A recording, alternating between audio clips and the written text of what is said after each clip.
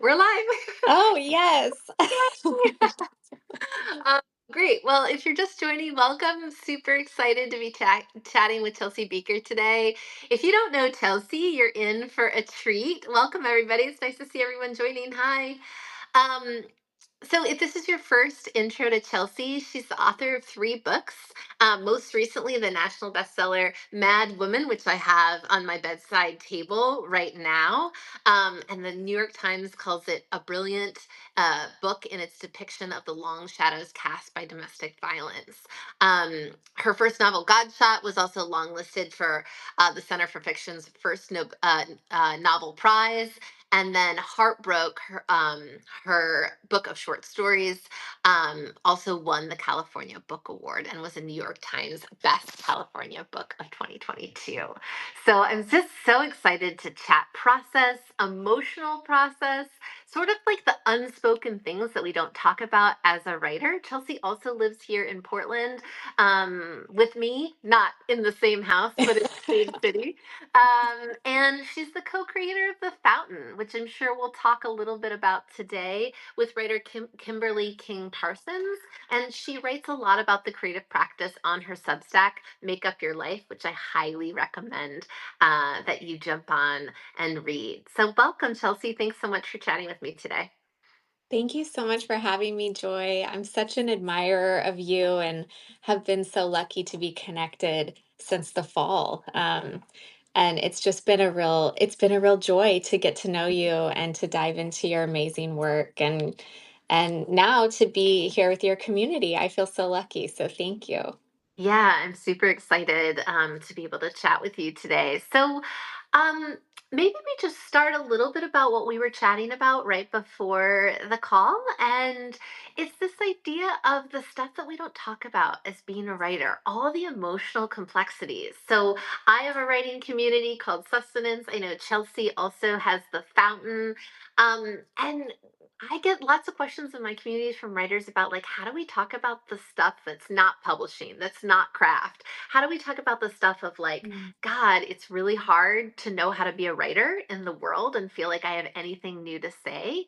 God, it's really hard to become more visible. Nobody prepares you to put your personal life out on display. God, it's really hard to motivate myself to write and maybe not to have an audience. So I think we'll kind of circle some of those questions. But Chelsea, I'm curious if you want to talk a little bit about your process. You've written three books and what the emotional journey for you has been like.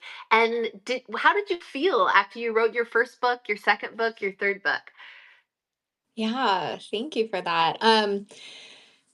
You really hit the nail on the head with like there is this sort of aspect to writing and pursuing a writing career that I don't think is much talked about, which is the emotional and you know psychic, spiritual toll of moving through a career in writing. Because to me, the way I see it is kind of like if you have become a writer, it's probably because you're moving through the world with a heightened sensitivity in some way. And this is actually your superpower. So I don't say that in like, oh, we're so sensitive. No, we're so sensitive that we're picking up on other people's cues. We're noticing how people talk and walk and we're just experiencing life, I think, with the volume turned up in a way. And also because of that, I do think that what I like to talk about is like, well, what does it then feel like to create work that is so emotional based, usually?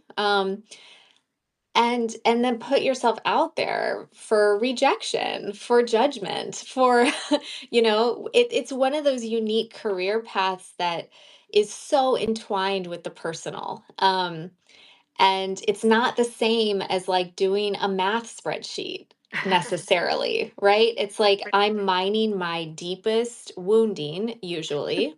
Totally. Um, and and that's my choice, of course, and I feel compelled to share in that way because see that as part of my purpose on the earth. But with that comes the more practical side that it has to meet, which is like people are going to then serve up some really like flippant judgment, or you're going to have to kind of move through spaces that don't necessarily feel in reverence to those softer places in you. And it's just part of it. So my goal, I think, with the clients I work with and for myself too, because we're always kind of turning that on ourselves as well, is to create some tools, create some resilience, and just even acknowledgement of the fact that all of that's really hard. And like we were talking about right before we got on, I think for women especially, often it feels like, oh, we're just kind of lucky to be here at all.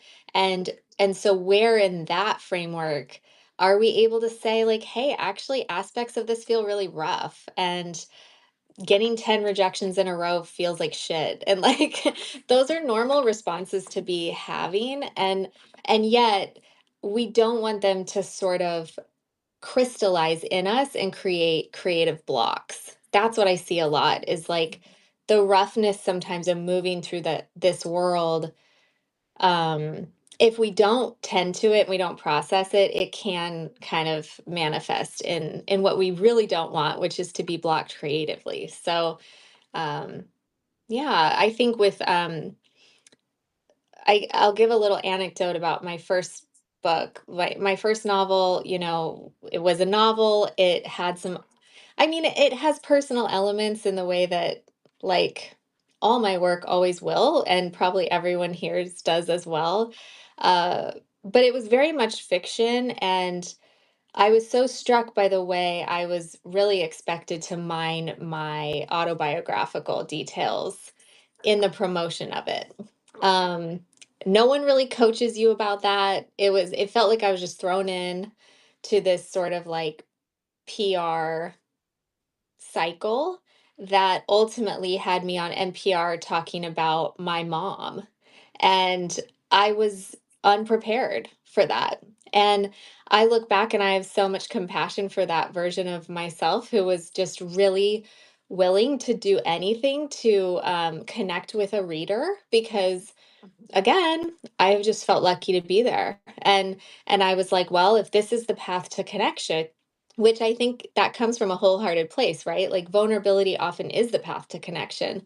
But if you're not really preparing yourself or having someone prepare you for what that can feel like, it can feel incredibly exposing and vulnerable, and not always in great ways, because I know you've had this experience too, Joy, and I don't really know why we don't talk too much about that, but I want to change that. That's why we're here today, kind of having this conversation. So I think from there, I learned a lot with that first book for how I wanted to then move into my next books, with a little more awareness and guarding and systems in place to kind of like tend to myself in the in-betweens and things like that. But even still, I still find I'm happy we're having this conversation, because I still find myself needing more tools around this, because it's tricky. Yeah, and as you were talking, I was thinking about, yeah, it's emotional, it's vulnerable, but it also can feel like it's exploitive, right? Of Yeah. both yourself and the traumas you've had that are often interlinked with other people's traumas. I remember I gave an interview live in front of a big audience. It was also a radio interview. And you sometimes just trust that the professional in the room like knows what they're doing and this is how it's handled. And I remember, I won't name names, but I just remember the the interviewer asking me these questions, and it was totally different than the questions he'd asked the male author right Yeah. before me, which was like the heavy hitter, the literariness of his book. This man is now asking me, interviewer is asking me all about my dating life. He's asking me, punchlines from my Substack, and he's unpacking my upbringing, which I talk about a lot in my books and in my Substack, of this really complicated relationship with religion, in which my parents were missionaries overseas, but it's a deeply complicated, right? And he's kind of making a joke out of it and wanting me to sort of like bash things live.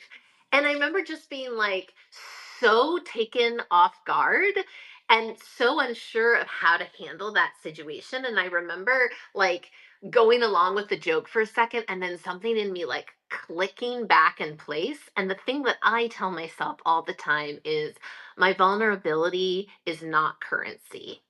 It's not Mhm. currency. So I'm not going to Mhm. let people exploit that. When I am vulnerable or when I make a statement about the lived experience of my life, I get to direct and be in charge of that. But I'm not going to let that just be Mhm. exploited for a laugh or a joke, right? And so I'm curious how you, and so like it's an ongoing lesson. Like I beat myself up after the interview for not cutting it off quicker. Um, but I'm curious how you sort of navigate what you do share about your own life, whether it's like via the vehicle of fiction, if that's the oven mitts you put around it, or when Mhm. you think about, there's always someone on a book tour who's like, how much of this novel is based on your life, Chelsea? Like, how do you handle that, what you tell and Yeah. what's yours to tell?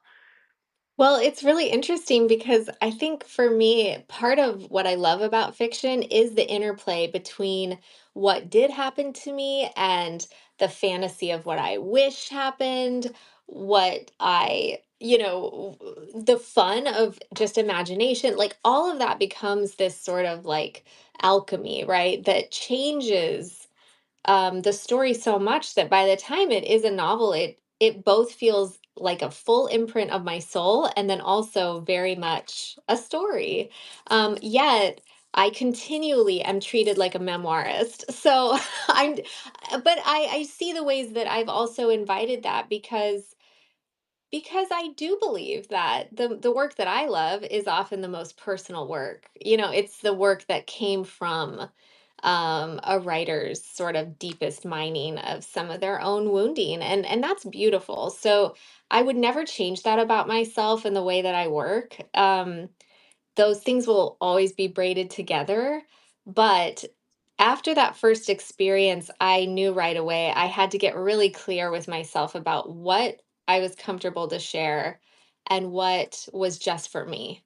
And that, again, is an ongoing conversation, but I really just sat down and thought about it because I was so when you're in that moment, there's a sense, maybe you've experienced this too, like the rupture it would cause for you to like interrupt the interviewer and be like, that's an inappropriate like I'm always weighing the nervous system cost to that for myself because it's like I could do that.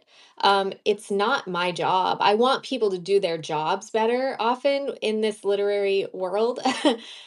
So it's not my job to like do their job, but also I don't know, as we all know, there can be those costs to that Totally. standing up. So often in the moment, you're just trying to get through the interview. You're like, I still want to connect with a reader.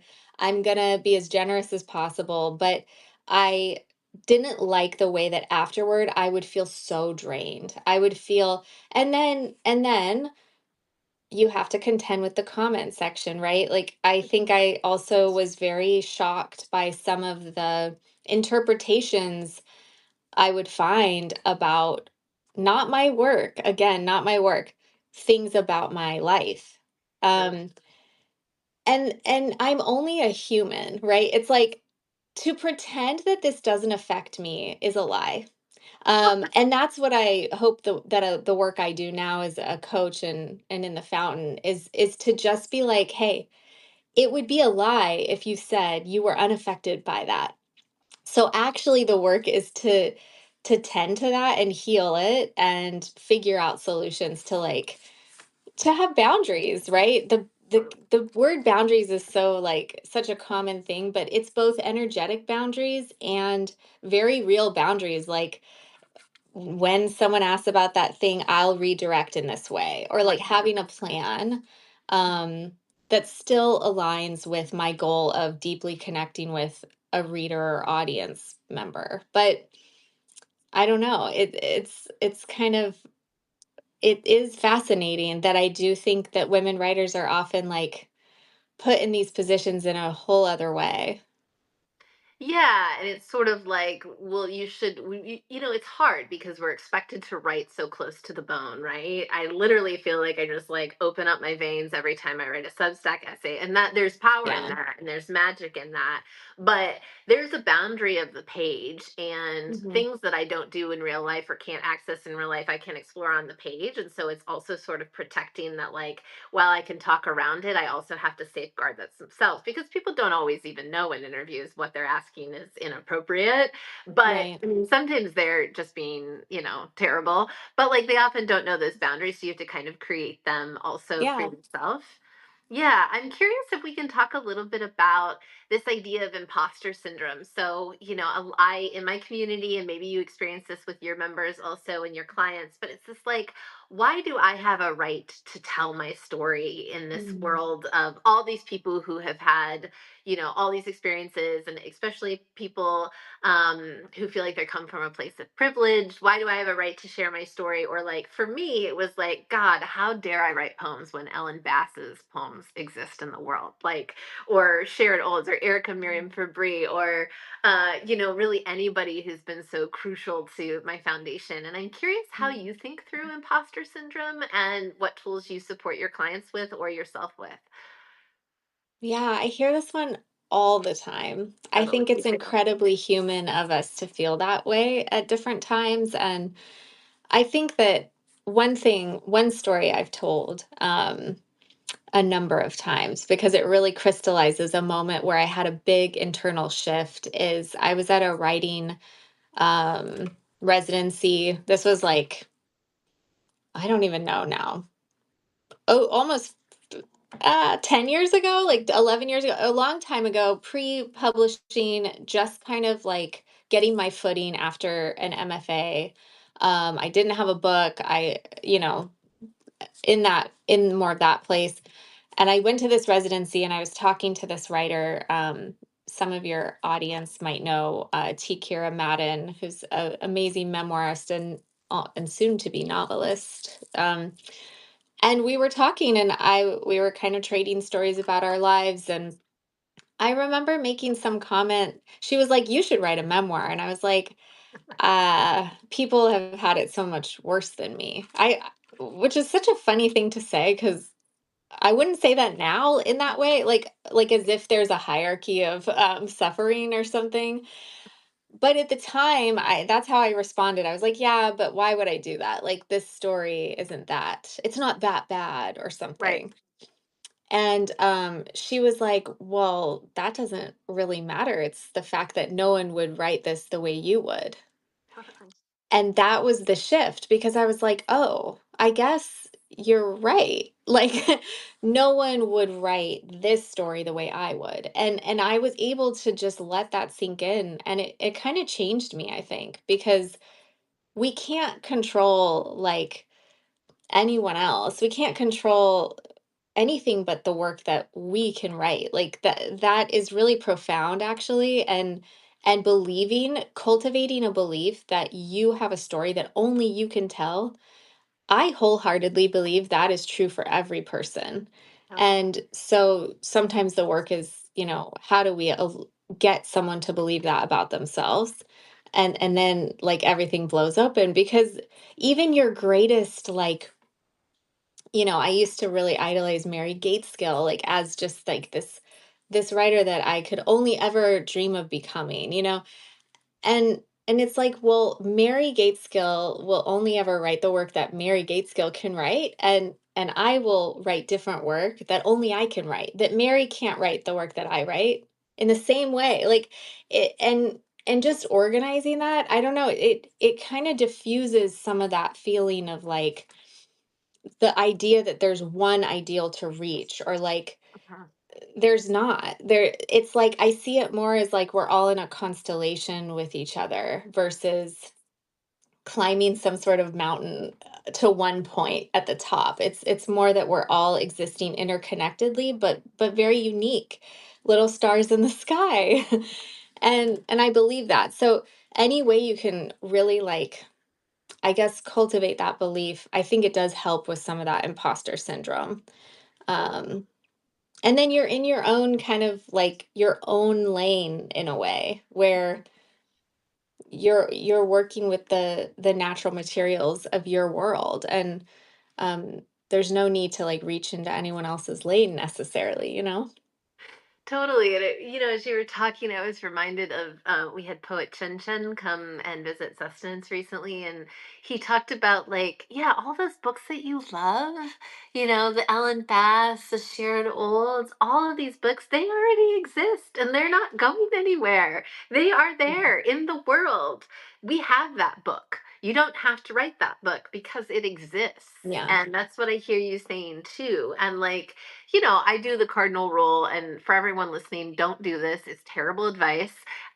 But I read my Goodreads reviews sometimes daily, and it's just like it's awful. So it's like why I can't write sometimes. But I was reading one, and there was like, well, if you want a privileged white woman's experience of growing up overseas to missionary children, this is the book for you. And she like rated it low because of that. And I thought, well, yeah, that is exactly what happened to me. Like that is my life, and I don't at this point write fiction. So I have no course but to say the truest true about the life that I've lived, in spite of the fact that, it isn't the most diverse thing that I wish I could say about my life, but I can't change that. And like I've had to come to a rooting and acceptance that this is the life, and Mhm. to not also like amplify or try and inflate some kind of trauma that I've had. Certainly I've had trauma like anybody else, but to just say the truth of what Mhm. it is, and not worry, is this the most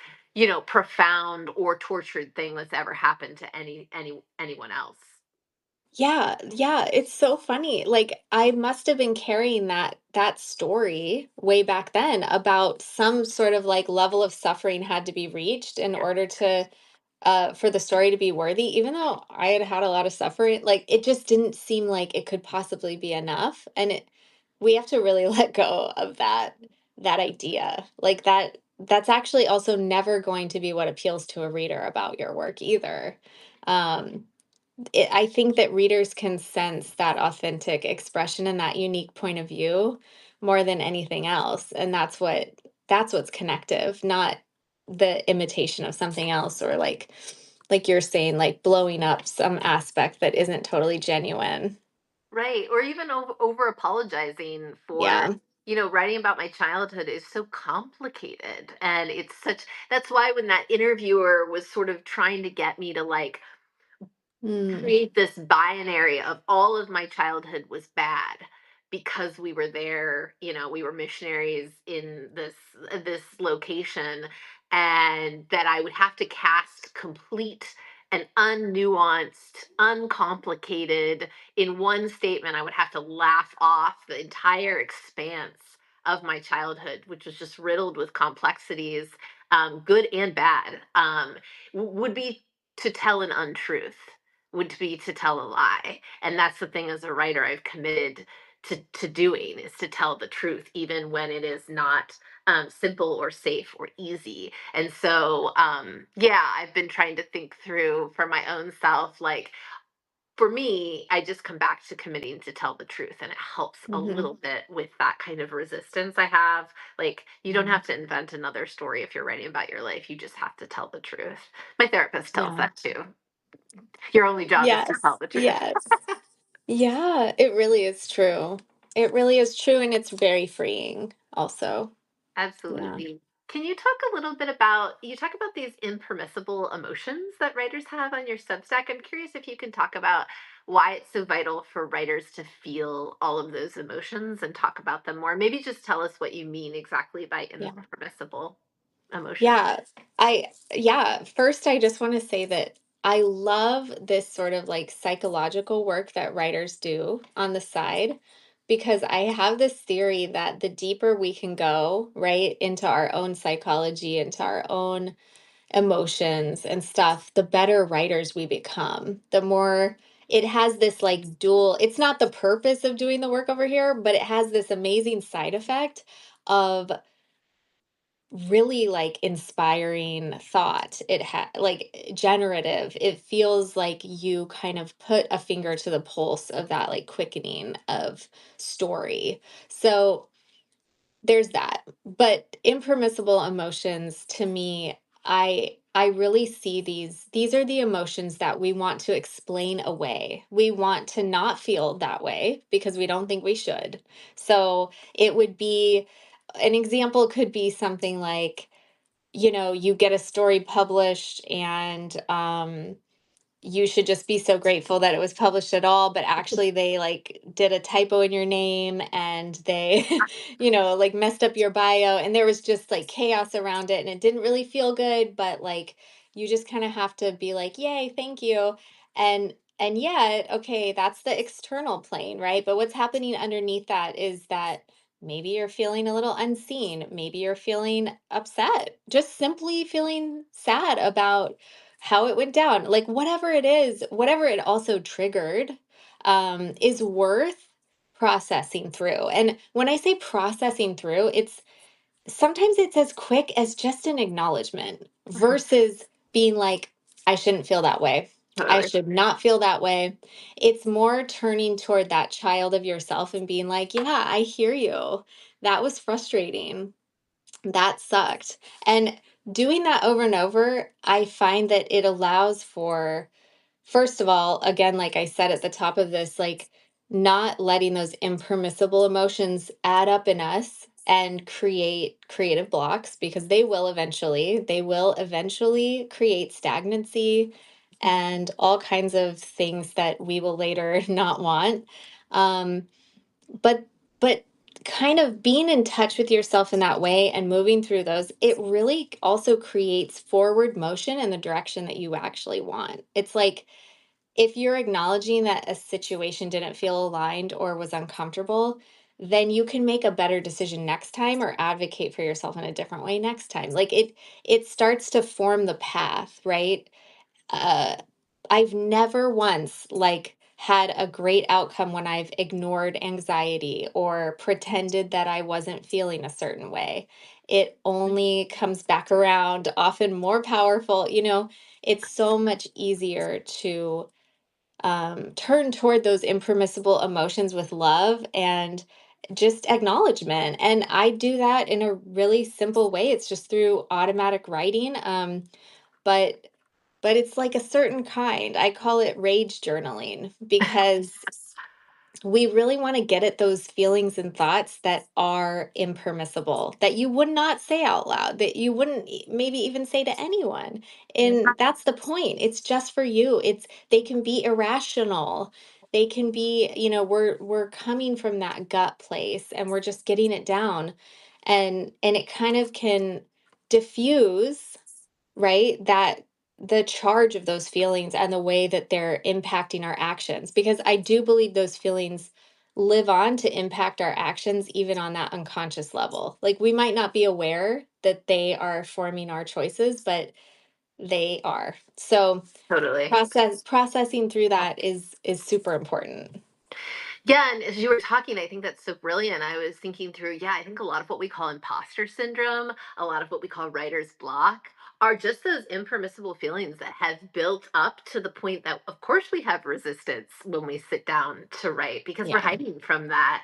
And I think, it's very tempting to want to take a class or to want to take a course or to want to read another book.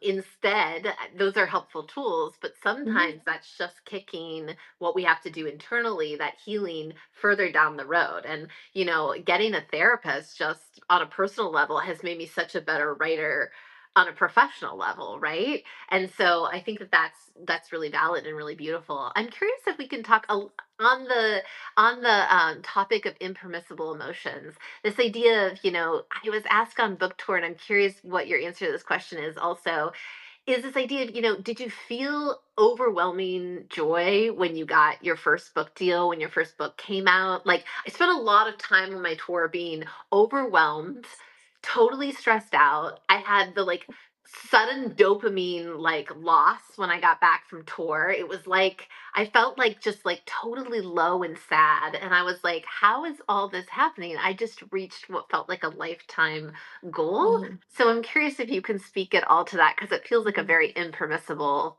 You're not allowed to talk about that publicly. No, no. I know. I have fear in my heart even being asked this question.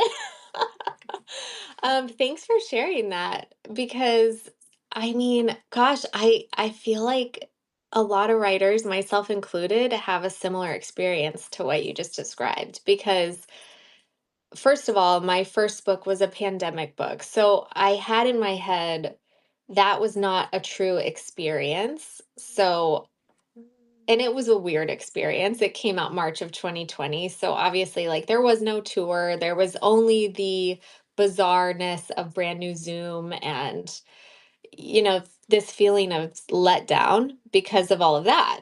Um, so then I started really pinning this idea that like this real experience was on its way. And so really my book that came out in the fall was my first sort of non-pandemic book, and I got to go on this tour that I had pinned so much on, like that was going to be this thing for me. And and it was a lot of that mixed bag experience of what you're saying. Like it was a lot of depletion. It was a lot of outward focus. I think it's helpful for me sometimes to think about the writer in two selves. It's like there's the writer that's the person writing these books and who loves writing and loves quietly sitting at the keyboard. And then there's had to be the birth of this other person in the process of the career, which is the author. And she's the one that goes to these events and is somehow has had to teach herself how to become a public speaker out of nowhere. Like all these things that are suddenly expected. Um, and those are distinct selves. And it's probably wise to keep that distinction for yourself mentally, I think, but it's almost like a split that happens no matter what, because you're like, wow, these are two really different like skill sets here. And too much time in one, mainly in the author side, is not going to be good for me. It's going to actually make me feel ill. I am not going to feel good. It usually means I'm not actually writing. I'm thinking of ways to talk about writing versus Totally. actually doing it, and it's very external. And so I'm still, I go back and forth between being like, okay, this is part of the reality, but how do I make it not feel so like I don't even know what the word is. Like it can feel a little like I don't even want to say violating, but it can feel yeah, like not great always. And I think that's okay. It's like, of course that's okay. That's fine. It has nothing to do with my gratitude. I found in early motherhood that I felt like if I complained about anything, someone was very quickly right there to be like, "Well, you should just be grateful that you have this healthy child." And it really would shut me down. I'd be like, "Okay, I'll just be grateful instead." And in the same way in the book world, it's like, "Well, you should just be grateful you have a book deal at all." And it's like, "Okay, but let's let go of that because I am grateful. That actually that's over here. That's not getting touched by the fact that this is a nervous system nightmare, like they're two separate things. I'm grateful for every reader like to the point that I could weep, but it doesn't mean that I don't have to find tools to stay healthy on my own like energetic levels And it after doesn't all of this.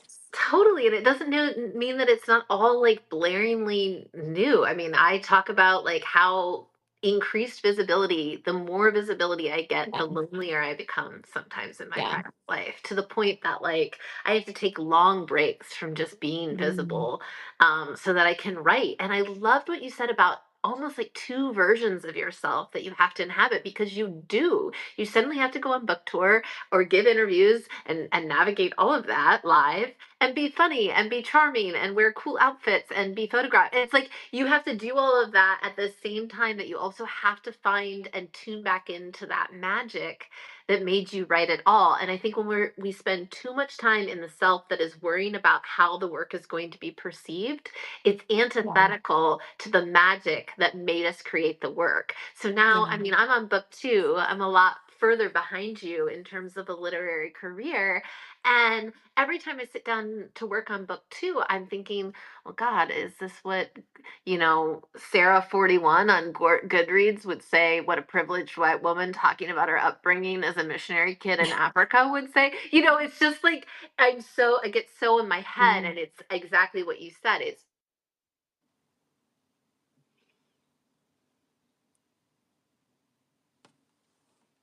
of that kind of forecasted perception before it's had a chance to even stand, right?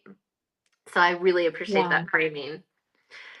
Yeah. Yeah. And you have had so much, you have so much visibility, and you're right that it does come at a cost. And I read this piece that I think spoke a little bit to how I was feeling at the end of my tour, and maybe why I was feeling that way. But it was really fascinating. It was just talking about how our primitive body, our primitive brain perceives like that much audience or that much public perception, like looking out into an audience of a big group of people is actually being perceived as a threat to our system.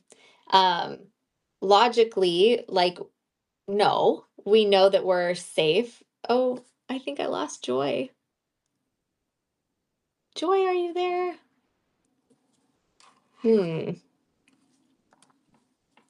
Uh-oh, I can't tell what's happening. And Chelsea, you were just about to talk about the primitive brain, and Yeah.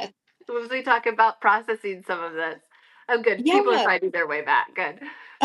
Well, it was just that it was fascinating to me that maybe that primitive brain was seeing some of that exposure as like as a threat. And we were having to do that work to be like, no, it's okay. But it made sense to me. I was like, oh, is that why sometimes on a nervous system level, this doesn't always feel safe or even good? And because if you were in the caveman days and 40 people were like staring at you, that was not always a great thing. Like that maybe meant something was wrong and about to happen. So, or we could bring it to like the witch hunt times and whatever. But regardless, I do think that just you have to be aware also the fantasy that that level of exposure is going to somehow be the thing that heals you or brings you into, I mean, it will bring you into a new place of your evolution for sure, but like it may not be the thing you're imagining it is. And the thing I have found is always that what matters is the work. Like, no matter what, though, I had to remind myself of this the other day because I'm working on a new novel, and I'm like, this is the part I love. This is the joy. Um, and I don't want to rush this part because I think sometimes I find with a lot of writers, it's like there's a rush to publication. It's like, how do I, if I can just get that agent, if I can just get published, I will be a real writer. And that is probably a thing we have to all come to on our own, right? To realize. But I have found that the act of writing is the only thing that matters. It really is.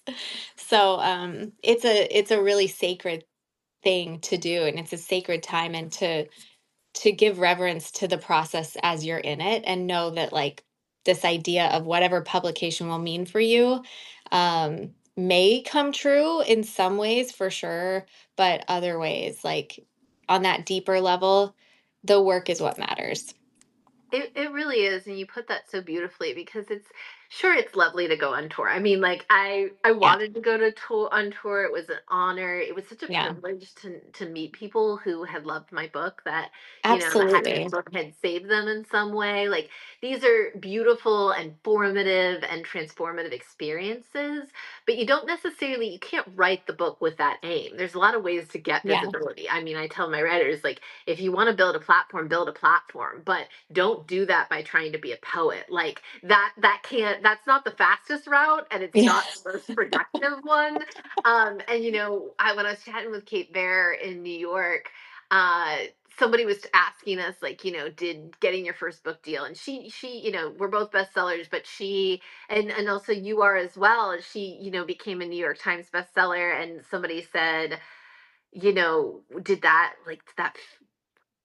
was that everything you ever wanted to achieve? And she was like, I still woke up with anxiety the next day, and, acne and all the things that, like, they didn't all go away. And I would say Mhm. something similar for me too. I feel like what I describe it as the hounds of restlessness Mhm. inside me. I have these hounds of restlessness. Yeah. And when I got my book deal published, I felt like they lay down for a moment, Mhm. but that's the closest it got. I felt Yeah. like they laid down. Now I feel like they're back up because there's another story I have to write and tell. But Yeah. there wasn't a euphoria, and I think that's okay Mhm. to say that it's not necessarily a euphoria. It's also when you finish a huge book and a project, you have just a drop in emotional, that they study it scientifically. You have a drop in, trying to achieve that goal. So you have Yeah. a kind of a bottoming out emotionally. And I think more writers, it's comforting to know other writers experience that, and you're not crazy or ungrateful or broken because you had a Yes. complicated reaction.